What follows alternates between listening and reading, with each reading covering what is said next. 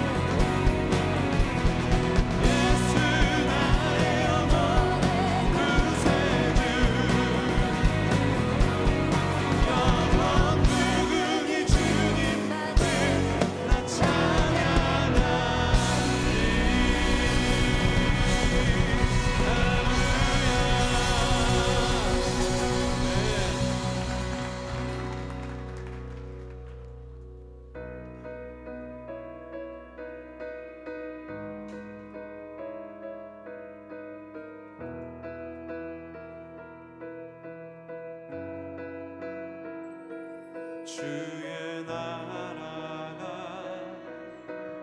임할 때 하나님 임재하실 때 예배가 회복되고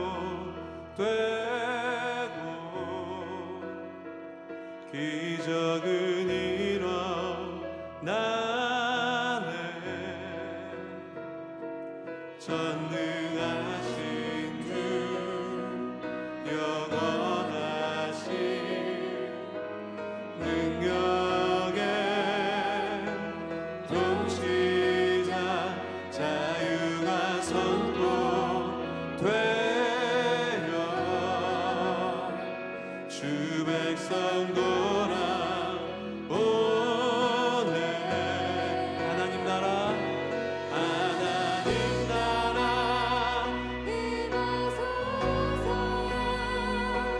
영광과 존귀 능력과 위엄 놀라운 사랑의 기적의 하나님 지금 이곳에 오소서.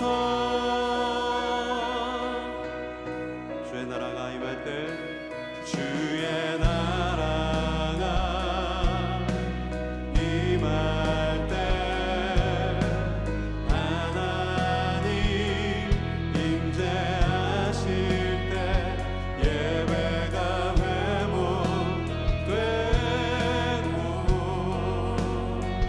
기적은 일어나네.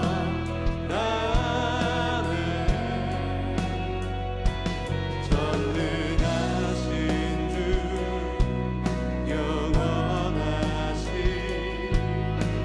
능력의 통치자 자유가 선포되어 주 백성 돌아오네.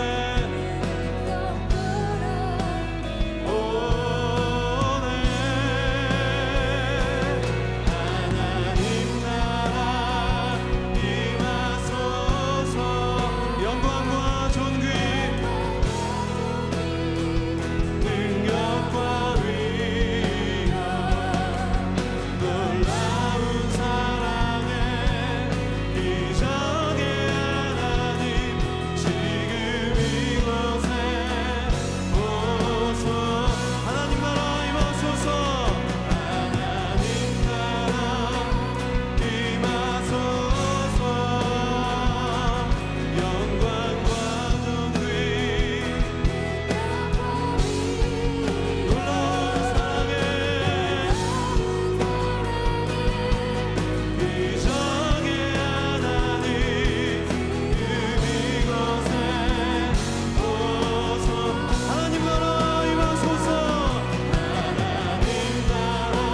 하나님 나라 영광과 존귀 능력과 위엄 놀라운 사랑의 기적의 자 우리 이 시간에 두 손을 높이 들고 주님의 높고 위대하심을 선포합니다. 주 높고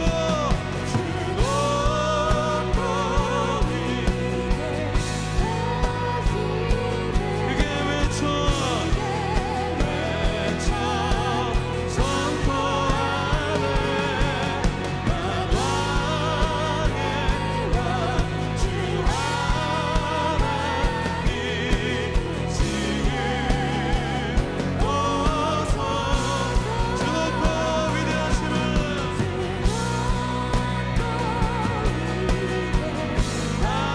하심을 크게 외쳐 선포하네.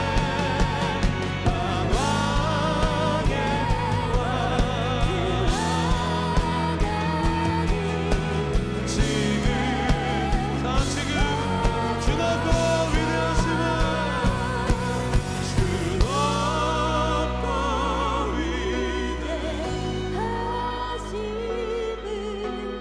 크게 외쳐 선포하네.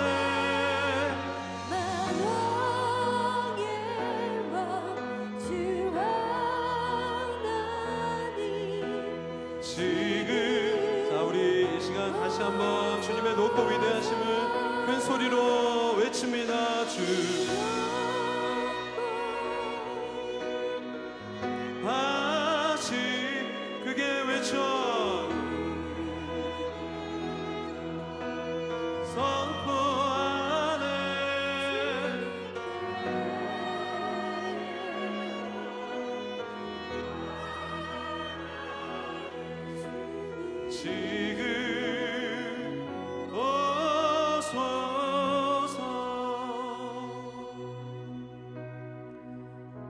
우리가 가진 믿음은 세상을 변화시키는 능력인 줄로 믿습니다.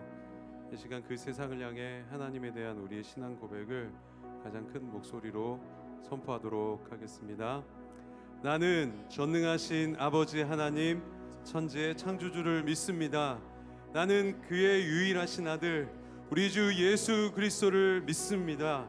그는 성령으로 잉태되어 동정녀 마리아에게서 나시고 본디오 빌라도에게 고난을 받아 십자가에 못 박혀 죽으시고 장사된 지 사흘 만에 죽은 자 가운데서 다시 살아나셨으며 하늘에 오르시어 전능하신 아버지 하나님 우편에 앉아 계시다가 거기로부터 살아있는 자와 죽은 자를 심판하러 오십니다. 나는 성령을 믿으며 거룩한 공교회와 성도의 교제와 죄를 용서받는 것과 몸의 부활과 영생을 믿습니다. 아멘. 큰 박수와 우리 함성으로 주님께 영광 돌리겠습니다. 할렐루야. 주님이 이 시간 임하여 주시고 성령으로 충만하게 역사하여 주시고 우리 가운데 말씀하여 주시고 주님의 높고 위대하심을 선포합니다. 주님 오셔서 우리와 함께하여 주시옵소서. 아멘.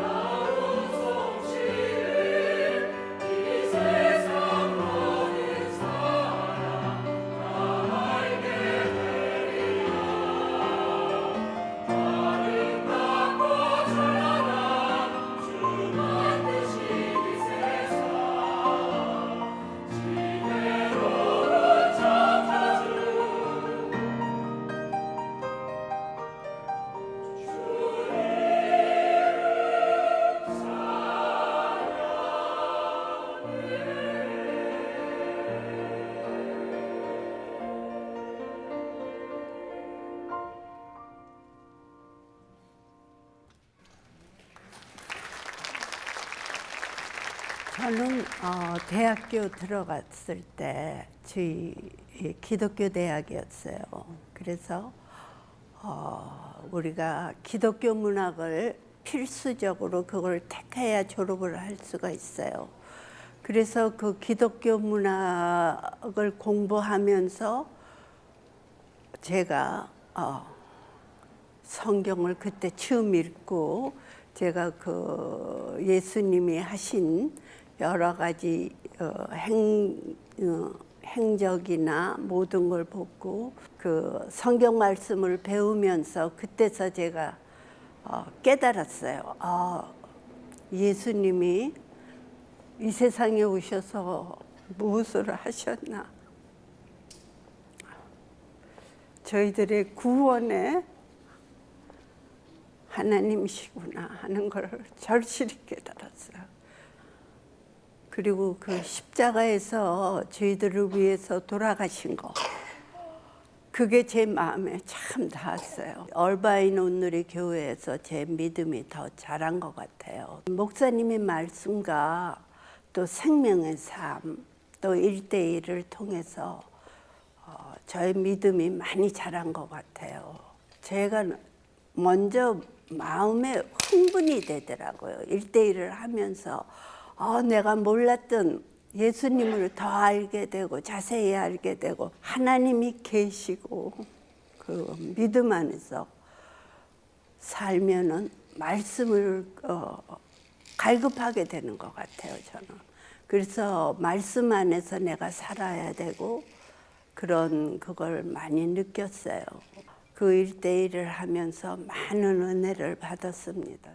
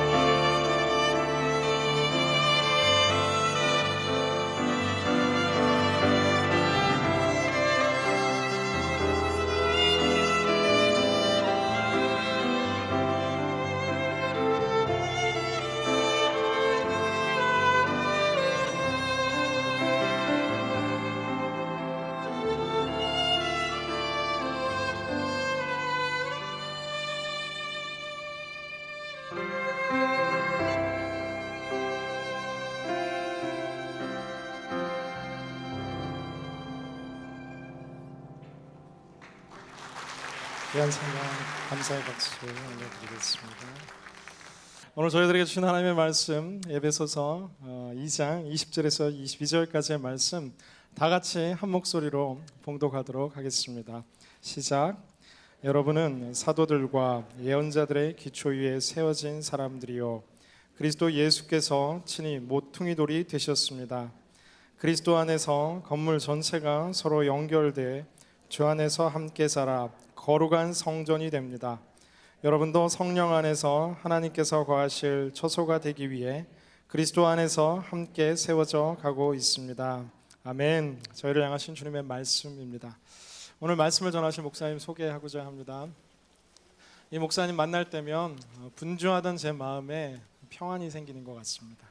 이 목사님 만날 때마다 이게 얕은 제 영성이 깊어지는 것을 느끼고 이 목사님 만날 때면 굉장히 순수해지는 제 자신을 발견하게 됩니다. 온누리 교회에 아주 오랫동안 사역하셨고 지금 보스턴 온누리 교회를 담당하고 계시는 우리 이윤 목사님 나오셔서 말씀 전해주실 때 우리 사랑과 축복의 박수로 환영하겠습니다.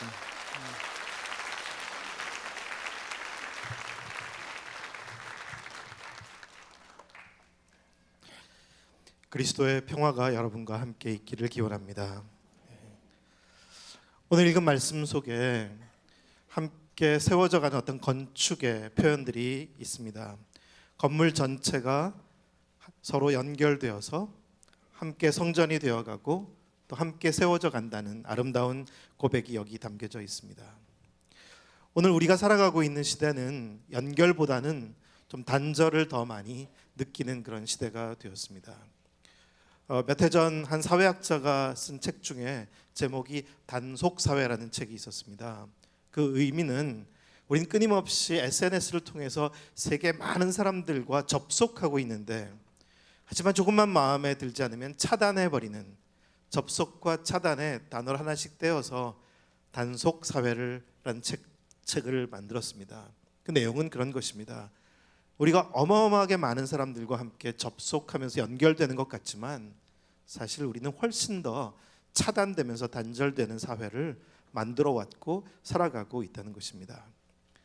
지난 주간 우리 박 목사님 잠깐 언급하셨지만 이제 티마 10주년 기념 행사 또 오마 온누리 미션 얼라이언스라는 비전 교회 목회자들이 함께 모였습니다. 또 중남미 여러 곳에서 선교사로 섬기고 있는 선교사님들도 함께 모였는데 얼마나 소중한 모임이 되었는지 모릅니다. 특별히 선교지에서 홀로 외롭게 사역하고 있는 분들은 늘 혼자라는 생각, 참 외롭고 또 단절되어 있다라는 느낌이 더 많았었는데 소중한 기회를 통해서 또 그렇게 수고하는 다른 분들과 나눔, 사귐, 대화, 우리가 서로 연결되어 있고 함께 세워져 가는 것이라는 그런 마음을 특별히 나눌 수가 있었습니다.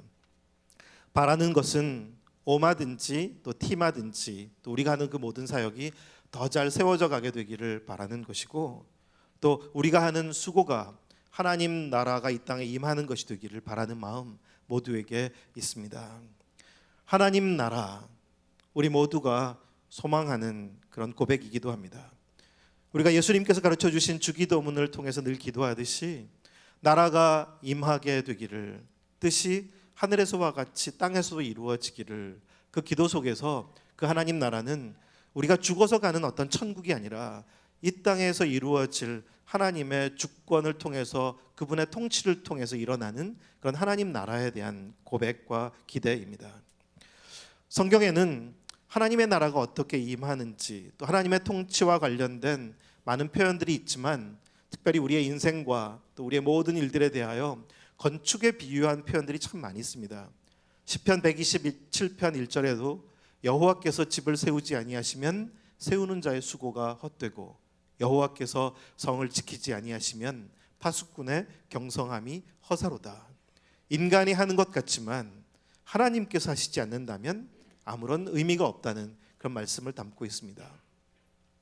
고린도전서 3장에도 보면 우리 모두는 그리스도의 터 위에 집을 세우는 자들인데 각각 세우는 것을 조심하라고 하면서 어떤 사람은 금이나 은이나 보석이나 또 나무나 풀이나 짚으로 세우는데 나중에 그 공력이 이제 시험을 받게 될 텐데 불시험을 받게 될 것이라고. 공력이 그대로 있으면 상을 받겠지만 그 공력이 다 불타버리면 구원은 어때? 불 가운데 얻은 것과 같을 것이라고 했습니다. 우리가 그리스도 안에서 수고하고 많은 시도들을 하지만 그것이 다 잘 되리라는 보장이 있지는 않다는 것, 우리에게 중요한 어떤 태도와 우리의 또한 선택이 있다는 것을 말씀해 주고 있습니다. 예수님께서는 특별히 마태복음 7장에서 반석 위에 세워진 집과 모래 위에 세워진 집을 대조하시면서 하나님의 말씀을 듣고 행하는 사람은 반석 위에 세워지는 것이고 그렇지 않은 사람은 모래 위에 세워지는 것과도 같다고 말씀하셨습니다. 우리의 인생이든 우리의 소중한 가정이든 또 우리의 교회든 우리가 하는 그 모든 수고가 집을 세우는 것과 같은 건축이라면 우리 모두는 예외 없이 건축에 실패하고 싶지 않습니다. 잘 세워진 성공적인 건축이 되기를 원합니다. 그런데 어떤 건축이 성공적인 건축일까요? 무엇이 성공적인 건축일까요? 우리는 세계 곳곳에 위대하게 건설되어 세워졌던 건축물들이 지금도 남아있는 것을 알고 있습니다. 중국의 만리장성, 이집트의 피라미드, 대단한 건축물들이 세계 곳곳에 있습니다. 누군가가 의도해서 세우게 된 것인데 그것이 오늘까지 남아있기 때문에 성공한 건축일까요? 그렇지 않습니다. 우리는 그 건축을 시도했고 결국 완성해낸 권력자들이 더 이상 세상에 남아있지도 않지만 그들이 시도했던 제국은 무너져 버린 것이고 그리고 모든 관계들은 흩어져 버렸고 건축물이 유물처럼 남았을 뿐 그들이 본래 의도했던 것은 실패로 끝났다는 것을 우리는 역사를 통해서 알고 있습니다. 창세기 11장을 읽어보면 인간이 의도적으로 건축물을 세웠던 이야기가 나옵니다. 바벨탑 건축이죠. 그때 사람들은 시날이라는 평지에서 이런 생각을 가졌습니다. 자, 우리가 성과대를 높이 쌓아 하늘에 닿게 하여 우리 이름을 내고 우리는 온 지면에 흩어짐을 면하자. 그럴듯한 마음을 모아서 함께 건축을 시도했는데 하지만 하나님께서 그 건축을 기뻐하지 않으셨기 때문에 그들의 언어를 혼잡케 하셨고 말이 통하지 않으니까 결국 협력을 할 수가 없게 되어서 성 쌓기를 그치고 온 지면에 흩어져 버렸다는 이야기입니다. 흩어져 버렸기 때문에 건축이 완성되지 못했기 때문에 실패한 것일까? 건축이 완성되지 못해서 실패한 것이 아니라 그들의 관계가 끝나버렸기 때문에 실패한 것입니다. 서로 연결되어 함께 세워져 가야 될 관계가 더 이상 가능하지 않게 된 것이 실패입니다. 인간의 문명, 위대한 시도는 끊임없이 오늘까지 문명 세계를 건설해 오게 했습니다. 하지만 바벨탑의 이야기가 고대에 있었던 어떤 하나의 건축의 이야기에 지나지 않는 것이 아니라 인간에 의해서 시도되는 그 모든 시도와 관련된 하나 예언적인 메시지가 담겨져 있다는 것을 우리는 기억할 필요가 있습니다. 인간은 계속해서 바벨탑을 세워갑니다. 위대함으로 뭔가를 이루어내려고 하지만 그리고 동일하게 겪는 것은 언제부턴가 우리가 서로 말이 통하지 않는 것이고 불편해지고 함께 협력하기가 어려워져서 그만 중단하고 흩어져 버리게 되는 것입니다. 심각하게 무너져가는 문명 사회를 우리는 목격하고 있습니다. 유럽, 기독교 문명이 가장 꽃피었던 유럽에 한때 많은 이민자들도 들어오게 해서 함께 더불어 살 수 있는 나라를 기대했지만 지금은 이민 정책은 실패했다라는 그런 말들이 더 힘을 얻게 된 그 어려운 시기를 통과하게 되었습니다. 테러 그리고 섞여서 살아갈 수 없는 서로 너무나 단절되어 버린 그런 사람들이 함께 구성되어 버린 것입니다. 서구 문명의 기초는 자유에서 시작이 됐습니다. 자유, 너무나 소중한 가치였기 때문에 모두가 동의했고 자유를 통해서 살아가다 보니 그 다음에 나온 단어는 관용, 똘레랑스였습니다. 나의 자유가 중요한 것만큼 다른 사람의 자유도 중요하다면 우리 너무 불편하게 하지 말자, 참아주자. 그래야 나도 참아줄 수 있겠지. 그것이 관용의 길이었습니다. 하지만 거기서 끝나지 않고 결국 지금은 세 번째의 단어가 소개되었습니다. irrelevance, 무관, 나하고는 아무 상관이 없다. 나는 개입하고 싶지 않다. 철저하게 서로 무관해지는 그런 시대로 우리는 살아오게 되었습니다. 사실 이렇게 관계가 무너져 오게 된 이유는 너무나 당연합니다. 자유는 아름다운 단어였지만 이기적인 자유였고 거기서부터 출발한 이기심들은 결국 자신이 원하는 것을 얻으려고 했을 뿐 진정한 관계에 대해서는 마음을 갖고 있지 않았기 때문에 결국 흩어져 갈 수밖에 없다는 것입니다. 건물 전체가 서로 연결되어서 함께 세워져 간다는 것, 우리에게도 너무 어려워졌습니다. 오늘 대한민국도 그렇지만 우리는 옆집에 누가 사는지 모르는 시대를 살게 되었습니다. 저는 지금 보스턴에서 이웃을 아는 게 중요하다는 생각을 가졌기 때문에 엘리베이터나 복도에서 만나는 사람들에게 다 계속 인사를 하게 되었습니다. 어떤 사람은 인사를 받지만 서부보다 동부는 정말 차갑습니다. 인사를 안 받는 사람이 정말 많습니다. 아예 대꾸도 안 하더라고요.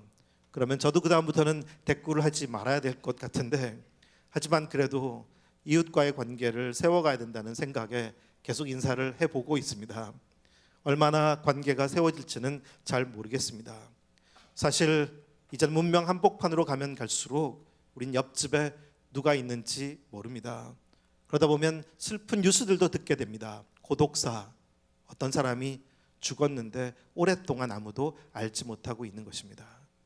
철저한 독거 상태, 외로움, 절망, 분노가 사회 곳곳에 스며들어 있다는 것을 우리는 많이 느끼게 되었습니다.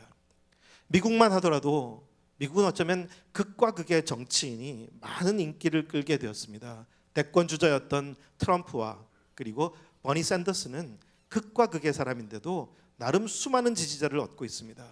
그 지지자들은 왜 이렇게 서로 다른 쪽에 서 있는 것일까요? 과연 이 서로 다른 사람들이 함께 연결되어서 함께 세워져 갈 수 있는 것일까? 얽힌 실타래에 양쪽을 잡아당기면 그것을 풀 수가 없습니다. 얽힌 실타래를 풀기 위해서는 얽혀진 부분을 조심스럽게 대해야 하는데 양쪽 끝에서 잡아당기면 사실 그것은 더 풀기가 어려워지게 됩니다. 오늘 우리가 살아가고 있는 시대는 점점 더 극단으로 더 갈라져 가고 있는 그런 단절을 경험하는 시대입니다. 제가 한국에서 탈북자 사역을 하게 됐었는데 저희 집을 오픈하고 탈북 청소년들이 우리 집에 와서 함께 살게 되었습니다. 미래홈이란 이름으로. 근데 아이들이 우리 집에서 함께 살 때 아이들에게 꼭 물어봤습니다. 한국에 와서 제일 힘든 게 뭐냐고. 근데 한 친구가 했던 말이 늘 마음에 남게 되었습니다. 그 친구는 얘기했습니다. 하나원에서 나와서 이제 처음 가양동에 있는 영구 임대 아파트에 들어가게 돼서 거기 도착해서 엘리베이터에 섰고 또 복도를 지나가게 되었는데 인사를 했는데 아무도 인사를 받아주지 않는 게 제일 힘들었다고 했습니다.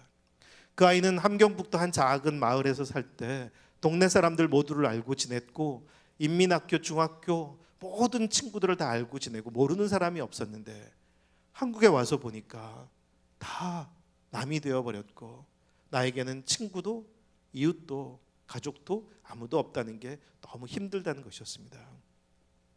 참 그 아이에게는 너무나 슬픈 세상이 주어졌다는 생각이 들었습니다.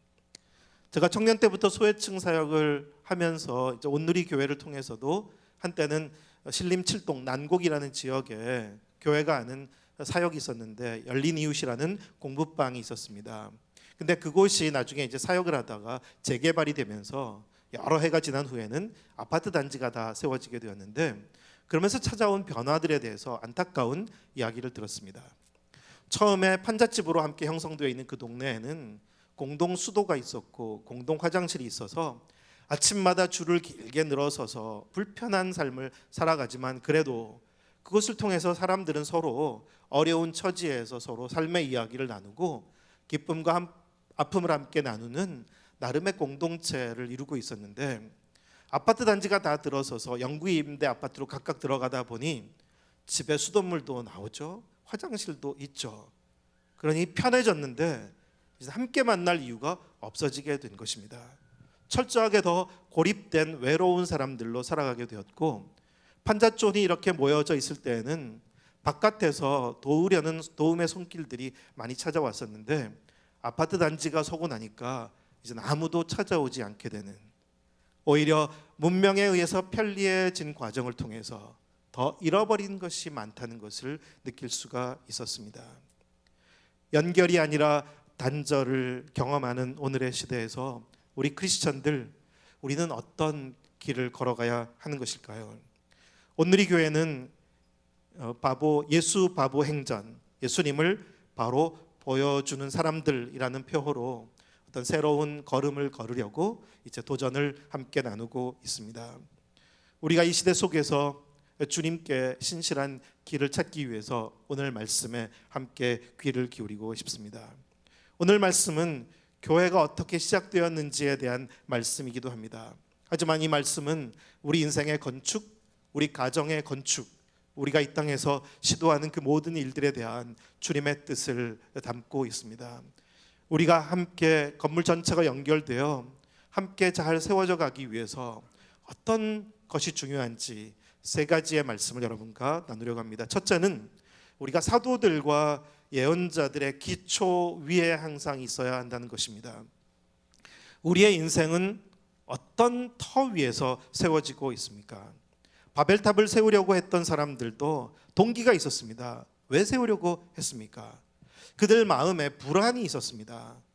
우리가 이거라도 세워서 함께 있지 않으면 흩어질지 모른다라는 불안감, 그 불안감과 두려움이 건축의 동기가 되었고, 또 우리 이름을 내자 누군가와 경쟁적으로 자신들을 드러내고 싶은 마음이, 그런 불안감과 경쟁심이 건축의 동기가 되었습니다. 그것이 그들의 생각을 만들었고, 그것이 그들의 하나의 세계관이라고도 말할 수 있습니다. 사실 기본적으로 모든 오늘의 나라와 국가들, 민족들도 예외 없이 다 배타적이고 또 경쟁적인 마음을 갖고 있습니다. 주변에 있는 다른 나라와 민족들을 경계심의 눈으로 바라보고 대결 구도를 만들어내고 때로는 전쟁도 치르는, 그리고 자기 이익에 충실할 뿐 상대방의 이익에 대해서는 별로 관심이 없는 그런 관계 속에 국가와 민족들은 함께 서 있습니다. 사실 그런 마음에서 비롯되는 어떤 시도와 계획들이 하나님께서 기뻐하시는 것일까? 우린 질문을 해보게 됩니다. 판단에 우리가 생각하고 판단하고 계획하는 그 모든 기초가 어디에 있는가? 우리도 우리의 인생을 설계하고 우리의 목표를 세우고 우리의 삶을 이제 구상해 갑니다. 그것은 우리 가정도 그럴 것이고 믿음의 공동체인 교회도 그럴 것입니다. 하지만 우리 안에 우리가 충분히 점검해 보지 않은 어떤 세계관이 있다는 것을 좀 살펴볼 필요가 있습니다. 우리가 불안함과 어떤 욕심과 경쟁심과 관련해서 뭔가를 하려고 한다는 것은 하나님 나라와는 사실 상관이 없는 것입니다. 하나님께서는 이스라엘 백성들에게 하나님의 말씀을 주셨고 그들이 하나님의 말씀을 따라 살아가게 되기를 바라셨던 것을 우리는 알고 있습니다. 오늘 에베소서 2장의 말씀에도 보면 사도들과 예언자들의 기초 위에라고 하고 있습니다. 누굽니까? 그들은, 사도와 예언자들은 하나님의 말씀을 붙잡았고 말씀을 따라 살았던 사람들이었습니다. 그리고 그들을 통해 오늘 우리에게 주어진 성경 말씀이 기록되어서 우리에게 전해졌습니다. 바로 사도들과 예언자들의 터는, 기초는 하나님의 말씀을 뜻하고 있습니다. 하나님의 말씀이 그들의 기초가 된 것이었습니다. 하나님 나라에 대해서 성경은 참 많은 말씀들을 기록하고 있습니다. 그것을 우리가 기초로 삼고 살아갈 수만 있다면 우리는 하나님께서 기뻐하시는 건축이 될 수 있을 것입니다. 이사야 선지자는 하나님 나라에 대해서 환상을 보았습니다. 늑대와 양이, 표범과 새끼 염소가, 사자와 소가 평화롭게 지내는 환상을 보았습니다. 사람들이 칼과 창을 쳐 부수어서 그것으로 쟁기와 보습을 만드는 참 놀라운 광경도 보게 되었습니다. 그 아름다운 관계는 배타적이거나 경쟁적인 관계가 아닙니다. 참 아름다운 관계를 보여주고 있습니다. 우리는 택한 백성에게 희년의 말씀을 주신 것을 알고 있습니다. 비록 살아가면서 누군가는 점점 더 잘되고 누군가는 어려워지게 되겠지만 안식년 제도와 희년 제도를 통해서 함께 다시 더불어 살아갈 수 있는 사회를 만들어 가도록 하나님께서 그들에게 말씀해 주셨다는 것을 우리는 알고 있습니다. 하지만 우리는 말씀을 받았지만 말씀대로 살아가지 않는 사람들을 우리는 목격하게 됩니다. 에덴 동산에서부터도 그랬습니다. 하나님은 말씀을 주셨지만 사단의 유혹은 말씀을 벗어나라는 것입니다. 말씀을 따라 살지 않으므로 그들은 잘못된 길을 선택하게 되었고, 그것은 택한 백성 이스라엘도 동일했습니다. 약속의 땅 가나안에서 어떻게 살아가야 할지 분명 말씀을 주셨지만 그들은 말씀의 기초를 따라 살지 않고 주변 민족들의 세계관과 생각을 소중하게 받아들였고, 그것을 따라서 그들도 왕을 세웠고 그들의 나라를 건설하려고 했습니다. 말씀으로부터 벗어나게 된 이야기가 성경에 있었던 하나님의 백성들의 이야기라는 것을 우리는 보게 됩니다. 우리도 사실 예외는 아닙니다. 우리가 말씀이 있지만 정말 말씀을 따라 우리의 인생을 설계하고 살아가는 것일까? 오히려 세상의 많은 정보와 지식들, 이야기들, 세상 사람들이 말하는 것이 더 옳다고 여겨지기 때문에 그 기초 위에 우리의 인생을 세우고 우리의 가정을 설계하고 우리의 심지어 교회도 이루어가려고 하는 것이 아닐까? 교회에 대해서도 참 사람들은 생각과 주장들이 참 많이 있습니다. 하지만 종종 그 생각과 주장이 어디서 온 것일까? 정말 하나님의 말씀으로부터 온 것일까? 정말 주님께서 원하시는 것일까? 우리가 세상에서 배운 것인가? 우리가 질문을 해본다면 우리는 때로는 부끄러워해야 할 때가 있습니다. 나는 어떤 기초 위에 서 있나? 우리의 인생 건축이 실패하지 않고 아름다운 주님 하나님 나라의 건축이 되기를 원한다면 우리가 잊지 말아야 될 것은 말씀의 기초 위에 말씀을 따라서 우리가 우리의 인생을 세워가야 할 것입니다. 말씀의 기초 위에 서 있는 우리 모두가 되기를 기원합니다. 두 번째는 그분에 의해서 세워지는 설계자와 건축가가 우리가 아니라 그분이라는 우리의 마음의 고백입니다. 하나님께서는 우리에게 참 엄청난 자유를 주셨습니다. 에덴 동산에서부터 아담에게 주어진 자유는 어마어마한 것이었습니다. 하나님께서 제한하신 것은 거의 없었습니다. 원하는 대로 선택하고 살아갈 수 있는 자유. 아담이 이름을 붙이는 대로 그 모든 동식물들의 이름은 그대로 되었습니다. 하나님은 까다로운 감독자가 아니라 한없이 너그러우신 아버지, 우리가 무슨 선택을 하든지 막지 않으시고 그 길을 나름 열어주시는 아버지이십니다.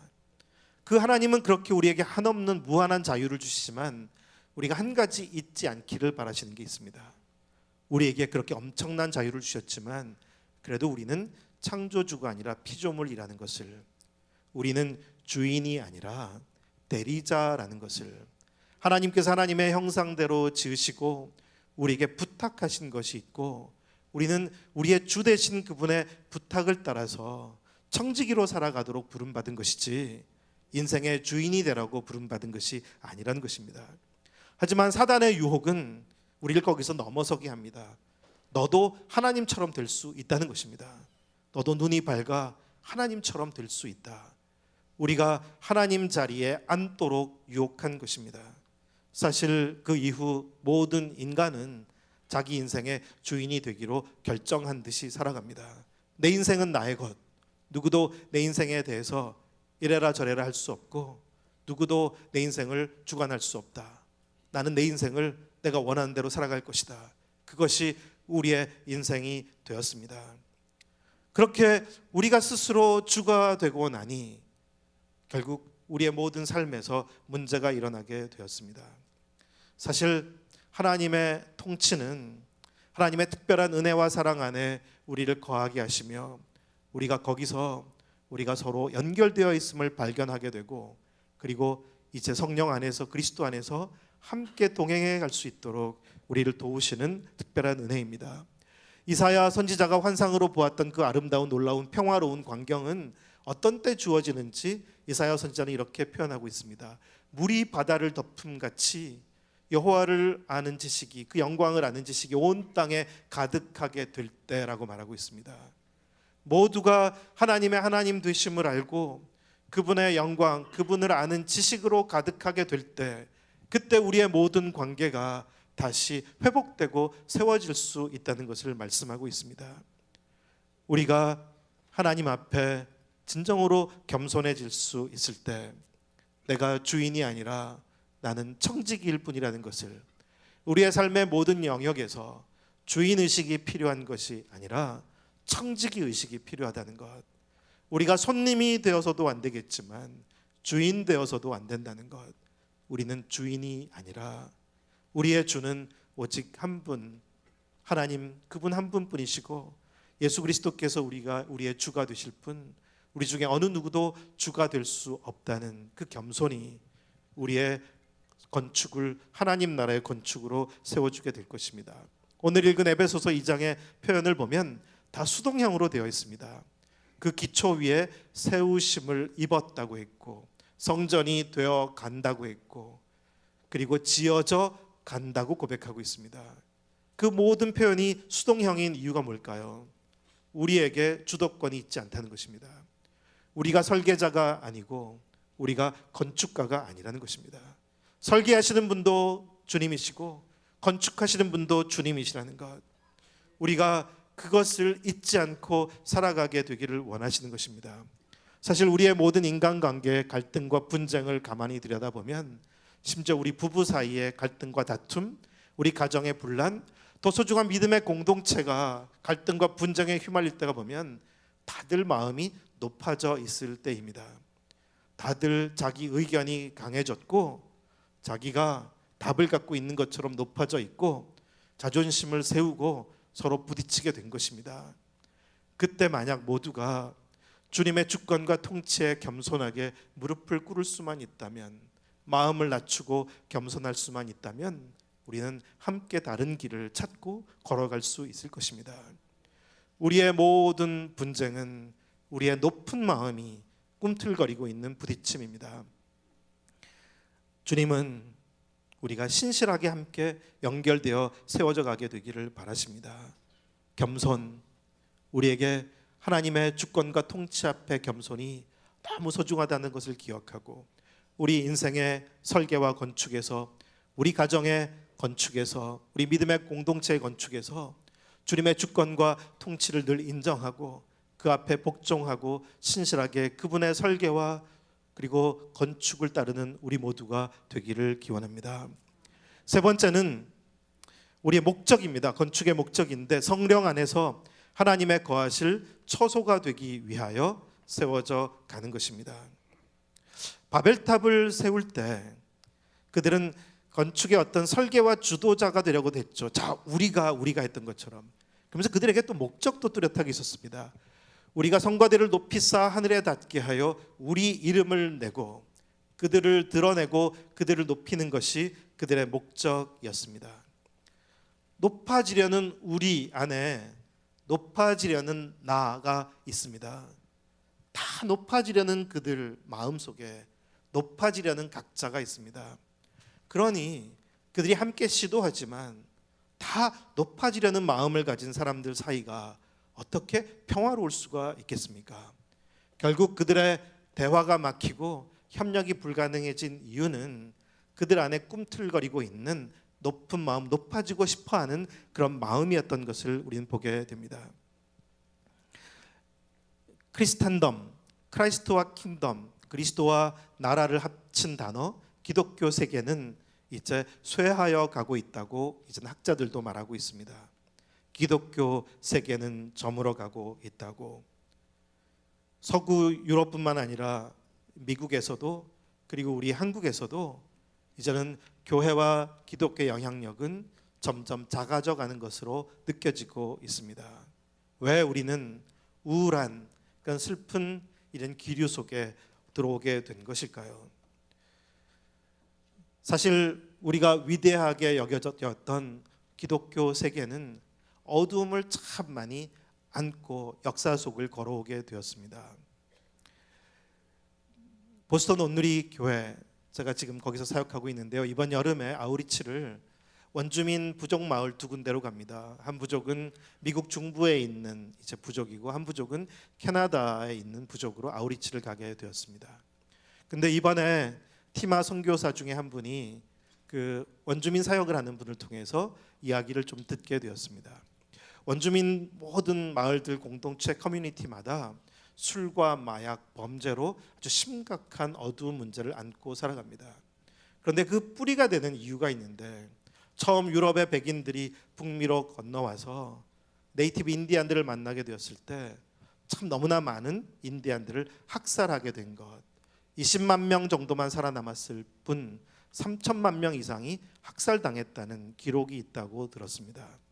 그리고 수많은 그 불악의 아이들을 데려다가 강제 기숙사 학교에 넣고 가정으로부터 분리시키고, 그리고 거기서 학대와 착취가 참 많았다고, 그로 인해서 상처받은 세대들은 계속 대물림 되면서 그 한 맺힌 마음은 오늘도 그들을 붙잡고 있다는 이야기를 들었습니다. 사실 원주민만 그렇겠습니까? 흑인들도 아프리카에서 노예로 실려와서 여기서 그들이 뿌렸던 피와 고통의 한 맺힘은 어쩌면 북미 땅을 적시고 있었다고 해도 과언이 아닐 것입니다. 그 후유증은 지금도 흑백 간의 갈등과 그리고 차별의 문제를 계속 안고 살아가고 있습니다. 많은 서구 유럽과 북미의 기독교 세계는 아시아와 아프리카의 많은 나라로 진출하면서 그들의 위대함과 함께 복음도 전했지만, 사실 한편으로는 많은 나라들을 지배하고 정복하고 착취하며 고통을 참 많이 주기도 했다는 것을 부인할 수가 없습니다. 어떤 점에서는 그들은 예수 그리스도의 이름도 전했지만 자신들의 이름도 높였고, 그들이 위대한 존재는 되는 것 마냥 그들을 드러내려고 했던 것을 우리는 부인할 수가 없습니다. 정말 위대한 서구, The Great America인가? 그런 생각이 들지 않습니다. 도대체 위대한 것이 무엇이 있겠습니까? 하나님 한 분 외에 감히 누가 위대하다 말할 수 있겠습니까? 사실 복음으로 시작한 교회가 쇠퇴하고 어두운 자취들을 남기는 이유는 오늘 우리도 반성적으로 돌아보게 되었지만 기복신학, 번영신학, 어떤 그런 승리주의 성공신학들이 교회를 많이 움직여 왔기 때문입니다. 우리가 영광스러워질 때 하나님도 영광스러워진다고 생각하게 된 것입니다. 사실 그런 생각들은 오늘 우리 그리스도인들에게도 어느 정도 자리 잡고 있습니다. 우리 안에 꿈틀거리는 꿈과 목표, 바램은 어떤 것일까요? 예수님의 제자들이 예수님께 찾아와서 한 번은 야고보와 요한이 어머니까지 모시고 청원을 했습니다. 주님 나라에서 우리 두 사람, 하나는 우편과 좌편에 앉혀 주십시오. 그 말을 들은 나머지 제자들 열받았습니다. 함께 소중한 커뮤니티 공동체가 붕괴되기 시작하는 거죠. 누군가 자기를 높이고 싶어 할 때 다들 높임받고 싶은 거겠죠. 어떻게 그들이 함께 좋은 친구가 될 수 있겠습니까? 사실 야고보와 요한의 어머니의 청탁은 오늘 대부분 우리 어머니들의 청탁과 비슷한 것처럼 여겨질 때도 있습니다. 바벨탑을 세우려는 사람들의 마음, 그것은 우리의 관계를 어긋나게 하고 하나님 나라의 건축을 어렵게 하는 것입니다. 오늘 읽은 에베소서의 말씀은 분명한 목표를 우리에게 보여주고 있습니다. 하나님께서 거하실 처소가 되기 위하여, 성령 안에서 하나님께서 거하실 처소가 되기 위하여, 그것이 건축의 목표여야 된다는 것을 말씀하고 있습니다. 우리가 진정 나의 삶을 통해서 그리스도를 영화롭게 하고 하나님께서 내 삶에서 드러나게 되기를 바란다면, 교회가 하나님의 임재로 충만하고 교회를 통해서 그분의 금운되심이 드러나게 되기를 바란다면, 우리 안에 있는 모든 헛된 꿈과 목표는 다 십자가에 못 박아야 될 것이고, 오직 하나님의 거하실 처소가 되기 위하여 그 꿈을 가지고 우리는 믿음의 여정을 걸어가야 할 것입니다. 교회의 이름, 온누리, 그것이 높여져야 하는 것이 아니라 어쩌면 사라지고 잊혀질 수 있을 때 더 그리스도의 이름이 높여지게 될 것입니다. 우리 한 사람 한 사람 그리스도인들의 이름이 유명해질 때 주님의 이름이 유명해지는 것이 아니라 우리의 이름이 잊혀지고 사라질 때 더 주님의 이름이 드러날 수 있을 것입니다. 시편 115편에는 여호와여 우리에게 영광을 돌리지 마소서, 우리에게 영광을 돌리지 마소서라는 고백이 있습니다. 오직 영광은 한 분 하나님께만 돌려져야 하기 때문에 그런 고백을 하는 것입니다. 우리가 구약 성경을 읽어보면 구약 성경에서 많은 위대한 사람들이 있는 것 같은데 그들의 허물과 죄악, 어리석음을 다 낱낱이 기록했습니다. 이유가 뭘까요? 일반 역사에서는 위대한 사람들은 영웅시되고 미화되고 신격화되기도 하는데 성경의 어떤 인물도 그렇게 미화되거나 신격화되지 않습니다. 이유는 그들 어느 누구도 영웅이 아니라는 고백 때문입니다. 이스라엘 민족의 역사를 주도하시고 이끄신 분은 하나님 한 분이셨고 영광을 받으실 분도 하나님 한 분밖에 없다는 고백인 것입니다. 사람 중에 어느 누구도 기념되어야 하는 것이 아니고 높여져야 되는 것이 아니라는 것, 사람은 사람일 뿐이라는 것, 오직 한 분 하나님만이 높여지기를 바라기에 그래서 성경은 그렇게 기록된 것입니다.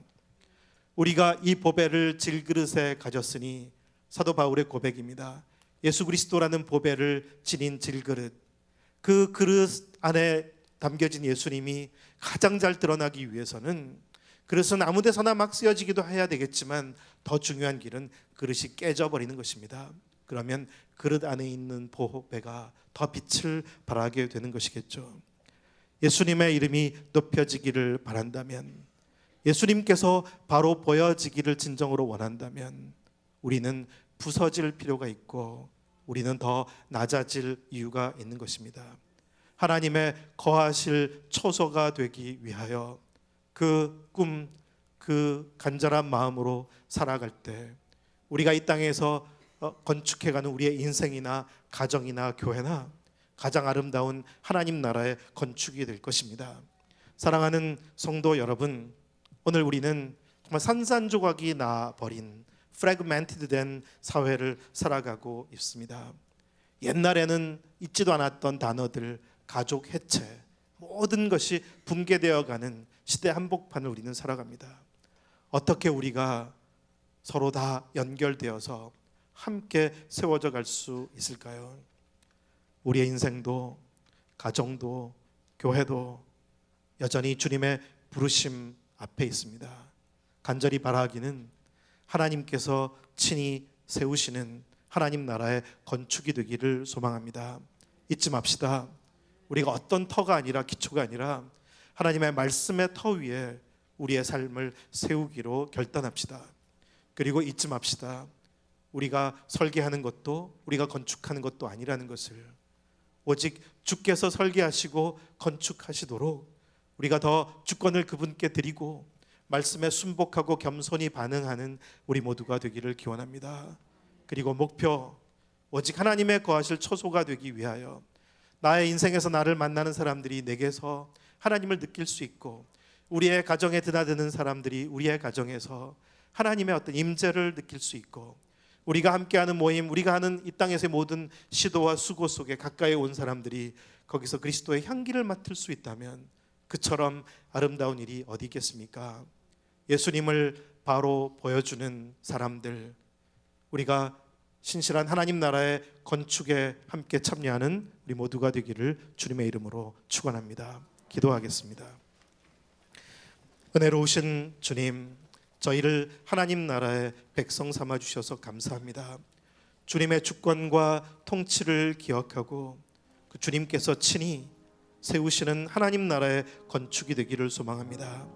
말씀의 기초 위에 우리의 삶과 가정을 세우게 하시고 주님, 우리의 교회도 세워지게 하여 주옵소서.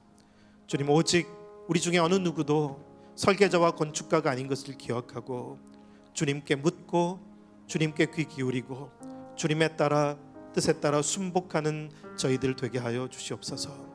다른 어떤 모든 헛된 꿈과 목표들을 내려놓고 하나님께서 기뻐 거하실 초소가 되기 위하여 지어져가는 우리 모두 되게 하여 주시옵소서. 예수님의 이름으로 기도드립니다. 아멘. 우리 함께 일어나서 주님 앞에 기도하고 성찬하고 하나님을 만나는 시간을 갖도록 하겠습니다.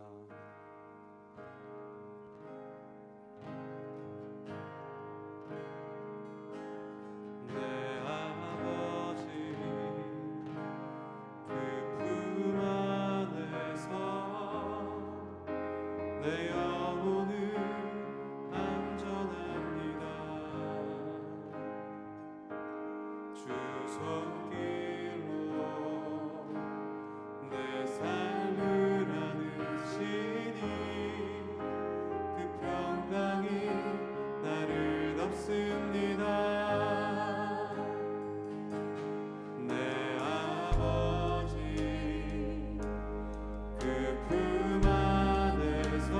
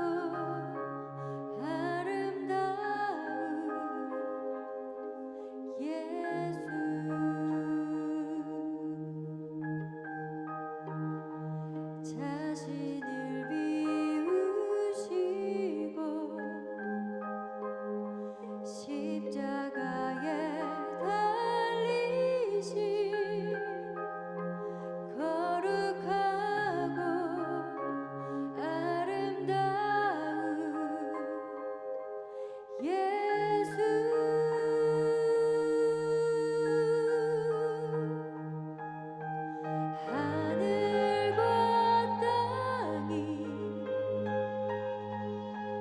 즐거이 부르며 그 발 앞에 모두 나와 엎드려 경배하네.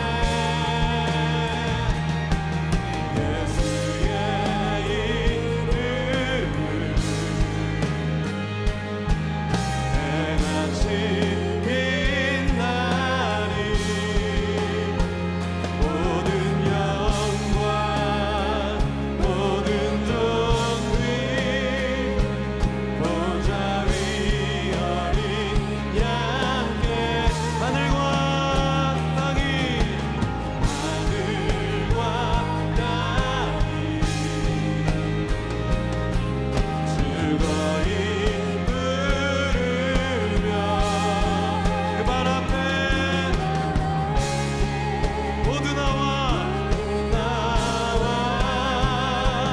엎드려 경배하네. 예수의 이름은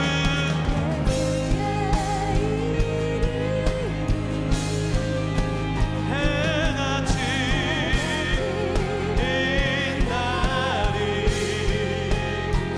모든 영광 모든 존귀 보좌 위 어린 양의 영원히.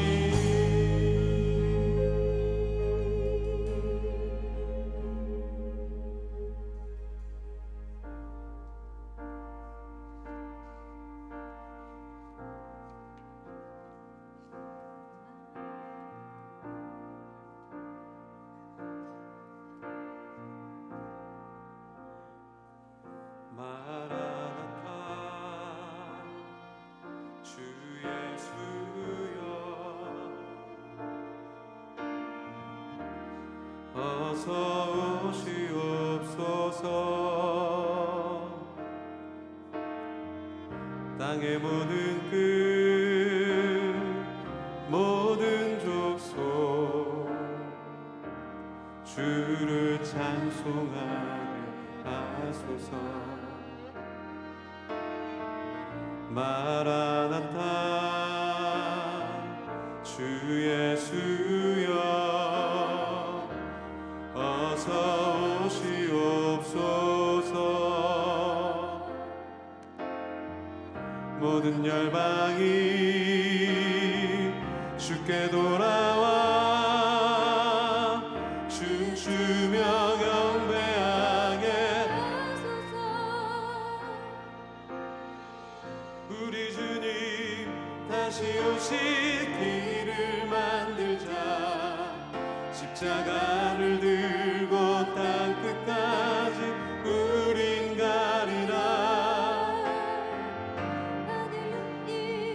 하늘 영광 온 땅 덮을 때 우린 땅 끝에서 주를 맞으리. 마라나타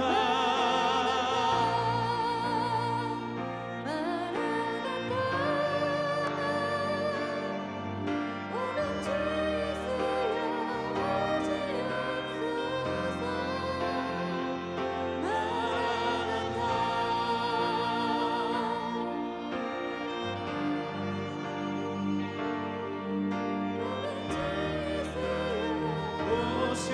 오시옵소서. 함께 일어나서 찬양하겠습니다. 마라나타 마라나타 주 예수여 어서 오시옵소서. 땅의 모든 끝 모든 족속 주를 찬송하게